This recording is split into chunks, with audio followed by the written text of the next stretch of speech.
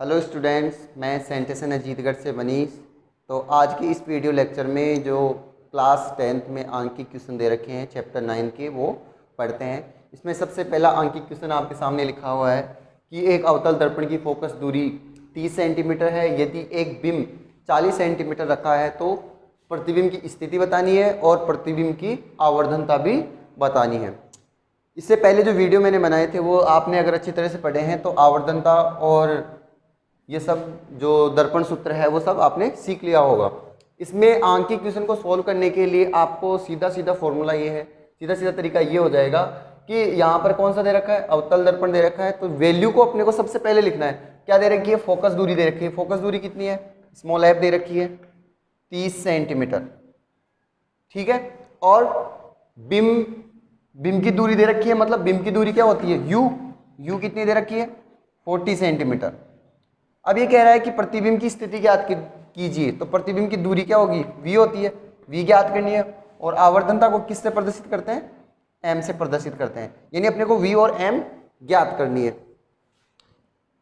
यहां पर जो वैल्यू रखते हैं अपन, इनको चिन्ह परिपाटी के अकॉर्डिंग रखते हैं। जो चिन्ह परिपाटी f का मान धनात्मक होता है या ऋणात्मक, u का धनात्मक होता है या ऋणात्मक, v का, m का, इन सभी का मान जो चिन्ह परिपाटी के अकॉर्डिंग होता है उसके अकॉर्डिंग हम रखेंगे। तो दर्पण कौन सा है अपने पास? अवतल दर्पण है। ये इसका मुख्य अक्ष हो गया, ये इसका ध्रुव P हो गया, ये F है और ये स्मॉल f, और ये वक्रता केंद्र C। F और P के बीच की दूरी आपको दे रखी है कितनी? 30 सेंटीमीटर। और 30 से इधर ही तो आएगा, 40 इधर ही तो आएगी, क्योंकि दूरियां कहाँ से मापते हैं? P से मापते हैं। तो यहाँ से प्रतिबिंब कहाँ है? सॉरी, बिंब कहाँ है? यहाँ पर है। तो यहाँ पर ये u की वैल्यू भी दे रखी है, u बराबर कितना है? 40 सेंटीमीटर। अब आपको पता है कि अगर दूर से दूरियां मापेंगे तो प्रकाश इस तरफ आएगा, और प्रकाश की विपरीत दिशा में जो दूरियां मापते हैं वो कैसी होती है? ऋणात्मक। यानी u और f का मान क्या होगा? ऋणात्मक। और जो v का मान आएगा वो भी इधर ही बनेगा, क्योंकि एक स्थिति ऐसी होती है जहां पर प्रतिबिंब दर्पण के पीछे बनता है। इधर यहाँ जब जो अपनी बिंब होता है, वस्तु होती है, F और P के मध्य होती है। लेकिन यहाँ पर तो प्रतिबिंब कहाँ बनेगा? C से परे बनेगा, मतलब यहाँ बनेगा, क्योंकि अपने को प्रतिबिंब की स्थितियाँ पड़ी हैं, तो मतलब यहाँ बनेगा। अब ये दूरी ज्ञात करनी है अपने को, तो ये भी किस में आएगी? नेगेटिव में आएगी। देखते हैं, अभी हम सोल्व करते हैं। तो इसको सोल्व करने के लिए चिन्ह परिपाटी के अकॉर्डिंग वैल्यू रख दी, तो इसका मान v का किससे ज्ञात करेंगे? दर्पण सूत्र से। किससे ज्ञात करेंगे? दर्पण सूत्र द्वारा। तो दर्पण सूत्र क्या होता है? 1/f equal 1/v plus 1/u। ठीक है। जो मान दे रखा है, जो वैल्यू दे रखी है उसमें रखनी है। f का मान दे रखा है कितना है? -30 दे रखा है, इक्वल 1/v। v को क्या करना है? अपने को फाइंड करना है, ज्ञात करना है। प्लस 1/u का मान कितना दे रखा है? -40। 1/-40 को इधर कक्षांतर करेंगे तो कितना हो जाएगा? 1/40 माइनस 1/30 इक्वल 1/v। क्या करना है? एलसीएम लेना है। एलसीएम कितना हो जाएगा? 120। कितना आएगा? 4 3 12, माइनस 0 से 3 आ जाएगा, और यहाँ कितना आ जाएगा? 40 आ जाएगा, 4 आ जाएगा, इक्वल 1/v। माइनस करेंगे तो माइनस का 1/120 इक्वल 1/v। 1/v इक्वल अपने पास आ गया माइनस का 1/120। अगर v बराबर मैं लिखता हूं तो माइनस का क्या आ जाएगा? 120 सेंटीमीटर। यूनिट क्या है? सेंटीमीटर में है यूनिट। तो v का मान कितना आ गया? 120 आ गया, और अपने पास आंसर भी कितना आ रहा है? 120 ही आ रहा है। अब यहाँ पर ये कह रहा है कि m का मान भी ज्ञात करना है। यहाँ से आप बता सकते हो कि प्रतिबिंब कैसा बन रहा है? प्रतिबिंब वास्तविक बनेगा या आभासी? आभासी बन रहा है। प्रतिबिंब आभासी, आभासी नहीं बनेगा, क्योंकि वास्तव में यहां से प्रकाश किरण काटेंगी तो प्रतिबिंब वास्तविक बनता है। और वास्तविक प्रतिबिंब हमेशा कैसा होता है? उल्टा होता है। प्रतिबिंब वास्तविक व उल्टा बनता है। ठीक है, अब क्या ज्ञात करनी है? आवर्धनता। और आवर्धनता का फॉर्मूला क्या होता है? m बराबर h dash upon h equal v upon u। h और हाइट तो दे नहीं रखी, प्रतिबिंब की ऊंचाई और बिंब की ऊंचाई तो दे नहीं रखी, तो क्या दे रखी है? v और u का मान दे रखा है, u का हमने ज्ञात कर लिया, तो v और u का मान रखेंगे। तो v का मान कितना है? माइनस का 120, u का मान कितना है? माइनस 140। माइनस से माइनस कैंसिल, और कितना आ जाएगा? 0 से 0 कैंसिल और 3 आ जाएगा। यानी यहां पर जो प्रतिबिंब बनेगा वो वस्तु से या बिंब से 3 गुना बड़ा बनेगा। क्या करेगा? प्रतिबिंब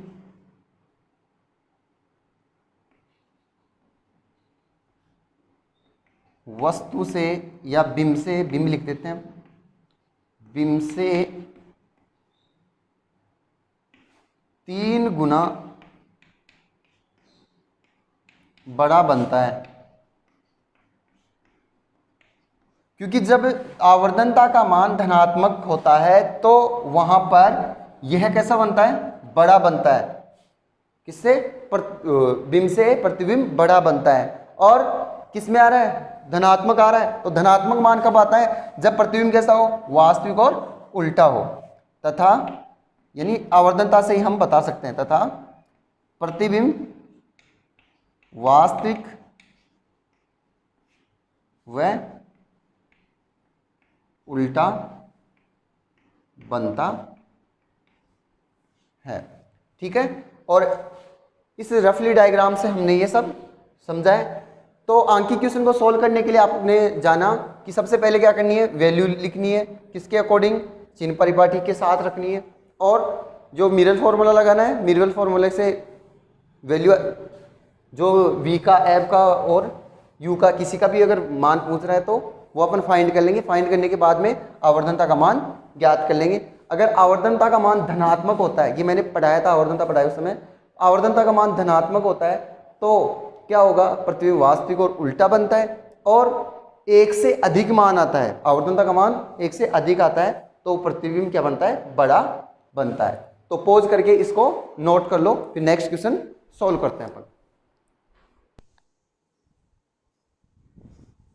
देखो आपके सामने नेक्स्ट क्वेश्चन है कि एक बिंब का अवतल दर्पण से प्रतिबिंब दर्पण से 8 सेंटीमीटर पर रखा है। यानी कि प्रतिबिंब दर्पण से दे रखा है कि कोई उत्तल दर्पण दे रखा है, उसमें प्रतिबिंब से बीच की दूरी दे रखी है। यदि दर्पण की फोकस दूरी भी दे रखी है अपने पास, 16 सेंटीमीटर फोकस दूरी होगी, तो दर्पण के से बिंब की बीच की दूरी ज्ञात कीजिए। यानी बिंब के बीच की दूरी ज्ञात करवा रहा है, इसका मतलब u ज्ञात करवा रहा है। तो अपने पास क्या लिखना है? वैल्यू रखनी है। तो क्या दे रखी है? v दे रखी है। v कितनी है? 8 सेंटीमीटर है। f कितनी है?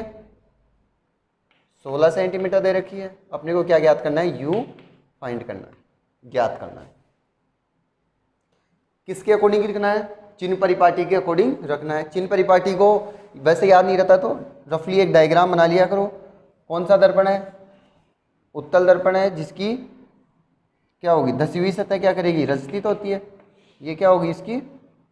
P, ये F और ये C। ठीक है, F कितनी दे रखी है? 16 सेंटीमीटर। और V कितनी दे रखी है? V किधर बनता है? इस तरफ ही बनता है। V किधर बनेगा? इस तरफ ही बनता है V। तो इसलिए दोनों का मान क्या हो जाएगा? धनात्मक होता है। क्या होता है? दोनों का मान धनात्मक होगा। F का मान धनात्मक हो गया और V का मान भी धनात्मक हो जाएगा क्योंकि v इस तरफ बनेगी, प्रतिबिंब यहाँ रखेगा। ठीक है, क्या दे रखी है? दर्पण से बिंब के बीच की दूरी आपको ज्ञात करनी है, तो अपने को u फाइंड करनी है। किससे? दर्पण सूत्र से। दर्पण सूत्र से, दर्पण सूत्र से देखो 1/f equal 1/v plus 1/u। यहां पर रखेंगे वैल्यू, तो 1/f की वैल्यू है 16 बराबर 1/v की वैल्यू दे रखी है 8 प्लस 1/u। u क्या करना है? अपने को ज्ञात करना है। 1/8 को इस तरफ भेजेंगे तो 1/16 माइनस 1/18, क्योंकि प्लस का है इधर जाते ही माइनस का हो जाएगा 1/u। एलसीएम लेंगे 16 आएगा, 1 माइनस 2 इक्वल 1/u। तो 1/u इक्वल हो गया माइनस का 1/16। और u बराबर अगर मैं लेता हूं तो u बराबर आता है माइनस के 16 सेंटीमीटर। ये क्या आ रहा है अपने पास? आंसर आ रहा है। यहां पर ये क्या नहीं पहुंच रहा? आवर्धनता नहीं पहुंच रहा है। आवर्धनता नहीं पहुंच रहा। आवर्धनता नहीं पहुंच रहा है तो क्या करोगे आप यहां से ज्ञात कर सकते हो। अगर पूछे तो क्या करोगे? यदि पूछे तो आवर्धनता का फॉर्मूला यहां पर लगाओगे, जैसे हमने पिछले क्वेश्चन में लगाया था।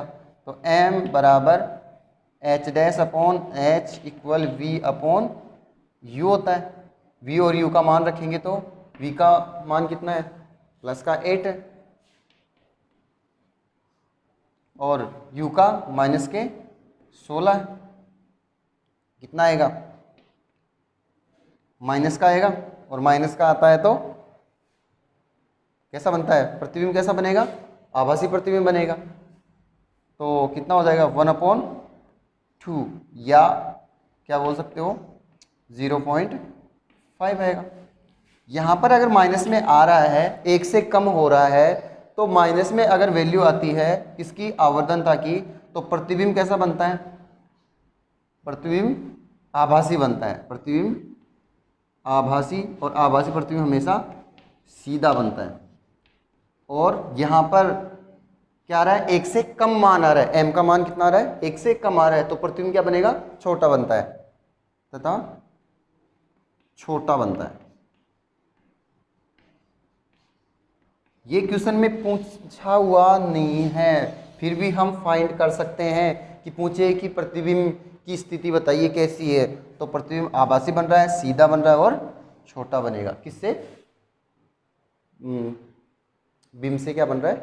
छोटा बनता है। और आपको पता है कि जो उत्तल दर्पण होता है उसमें प्रतिबिंब हमेशा छोटा ही बनता है। ठीक है, नोट करो इसको, फिर इससे नेक्स्ट क्वेश्चन हम सोल्व करते हैं।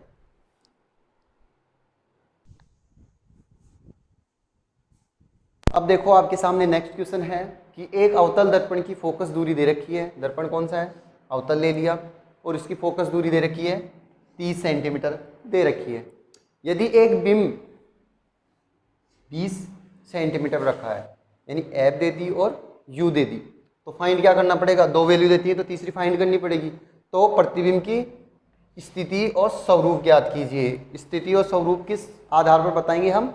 जब अपने को क्या पता होगी? आवर्धनता। आवर्धनता अगर अपने को पता है तो उस वजह से हम सब बता देंगे। तो क्या क्या दे रखा है अपने को? स्मॉल एफ दे रखी है, फोकस दूरी दे रखी है 30 सेंटीमीटर, और यू दे रखी है 20 सेंटीमीटर। क्या फाइंड करनी है? एक तो v ज्ञात करनी है और m अपने को ज्ञात करना है। किसके अकॉर्डिंग लिखना है? चिन्ह परिपाटी के अकॉर्डिंग लिखना है। तो कौन सा दर्पण है? अवतल दर्पण है। P, F और C। F कितनी दे रखी है? 30 सेंटीमीटर। और 30 से कम कौन है? U है। U कितने है? यहाँ पर है। तो तो यहाँ पर आते ही इस डायग्राम इसलिए बना रहा हूँ ताकि आपको ये पता हो जाए कि u और v में मान, u का मान और v का मान किसका ज़्यादा कम होगा।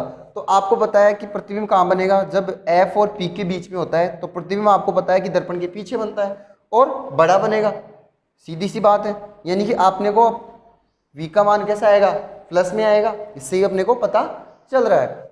तो यहाँ पर ये u है तो u का मान और f का मान क्या होगा, नेगेटिव होगा, और v का मान पॉजिटिव में आएगा। जैसे हम सोल्व करते हैं, अगर ये पॉजिटिव आता है तो अपना सही है, आंसर करेक्ट हो जाएगा। तो क्या करना है, दर्पण सूत्र से दर्पण फॉर्मूला लगाना है अपने को, दर्पण सूत्र। तो दर्पण सूत्र से करेंगे सोल्व। तो दर्पण सूत्र होता है 1/f equal 1/v plus 1/u। Value रखो, f का मान माइनस का 30, चिन्ह के साथ ही लिखना है, ध्यान रखना, इक्वल u, v का मान नहीं दे रखा, ऐसे कैसे लिख दो, प्लस u का मान कितना है 1/-20। क्या करना है, इसको इस तरफ भेजना है, तो क्या हो जाएगा 1/20 माइनस 1/30 इक्वल 1/v। क्या करना है, एलसीएम लेना है। एलसीएम कितना हो जाएगा, 3 दूनी 6, 60 आ जाएगा, 0 से 0 कैंसिल, और कितना आ जाएगा 3, और यहाँ से कितना आएगा 2, 3 दूनी 6 इक्वल 1/v। 1/v इक्वल क्या आ जाएगा, 3 में से 2 गए तो 1, 60, और v अपॉन कितना आ जाएगा, प्लस का 60 centimetre. This is correct answer.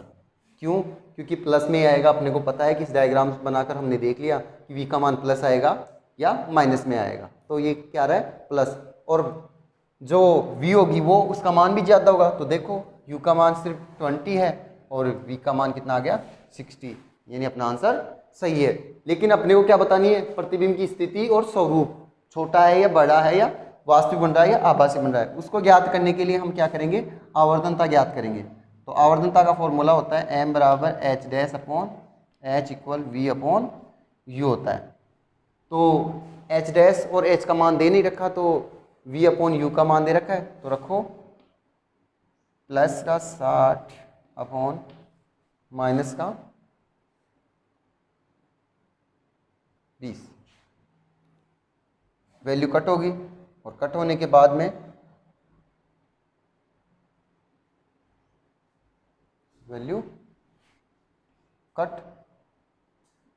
v का मान रख दिया हमने 60, u का मान 20 रख दिया, और वैल्यू कितनी आएगी माइनस में, क्योंकि माइनस आएगा, और 3 माइनस में आता है। तो उसकी वजह क्या है कि प्रतिबिंब कैसा बन रहा है, आभासी बन रहा है और सीधा बनेगा। तो यहाँ से आंसर क्या आ जाएगा, माइनस में आ रहा है, लेकिन ध्यान रखना बड़ा बनेगा। क्यों बनेगा, क्योंकि आवर्तनता का मान 1 से ज़्यादा है। तो माइनस में आ रहा है तो आभासी प्रतिबिंब बनता है। तो क्या बताओगे आप, प्रतिबिंब